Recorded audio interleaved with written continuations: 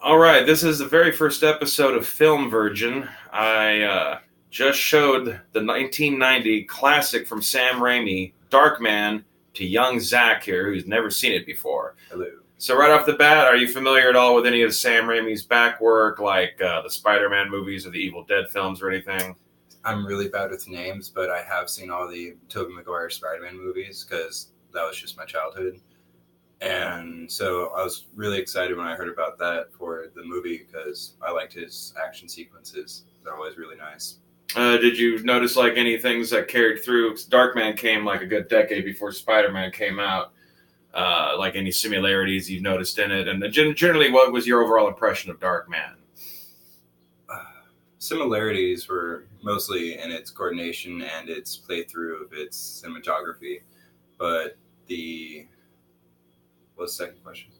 Oh, just like, what's your general like Feel for it? ocean opening kind of impressions of the movie? Would you recommend it to others? Kind of stuff. I really did like it.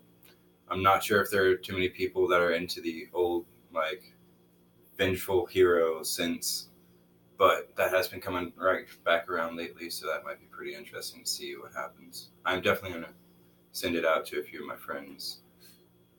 What kind of stuff about it stood out to you? Let's see. I really like the dark undertone of everything. Usually that's really played out lately. It's just all real friendly and, oh, they're a hero for the people. This man was just going out and doing what he had to do, try to get his life back. And along the way, he just realized it just didn't pan out and chose to live his life as a burn victim.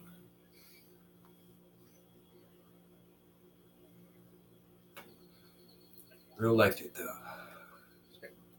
Anything like so beyond the story? I remember you saying something about appreciating the one-liners. Yes, so the one-liners were amazing throughout the movie.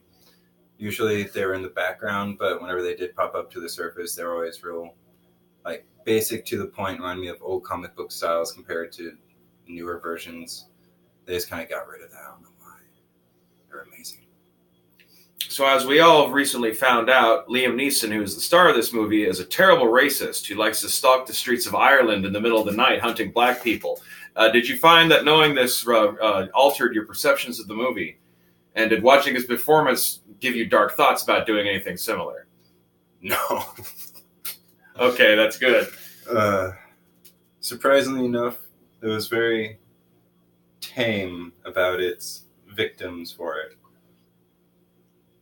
In terms of like the bad guys he's taking out? Yes, all the bad guys were very, like, they had their reasons that they were being taken out. They weren't just, this man stood in my way at the barbershop, so I had to take off his fingers. Yeah, they were all intimately involved with the incident that created him, sort of a thing. Yeah.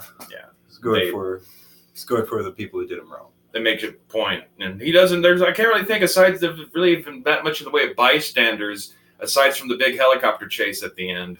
That might have been hurt, and that was Durant shooting grenades. So oh god, so many grenade launcher shots. I would say the poor people, but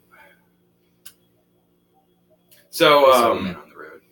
Like being more of a product of the modern age, where most of the action movies you were raised on were heavily CGI'd, even if it might not have been quite as epic in scale in terms of the action. How did you feel watching an actual human being swing around from the bottom of a helicopter, and it not just being a computer character just holding on, swinging from a computer-generated helicopter in a computer-generated skyline?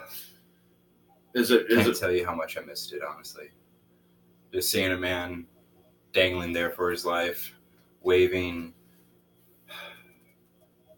Other helicopter flying right by him. Other helicopter flying by. All the close-ups and like the long-distance shots of him near the road.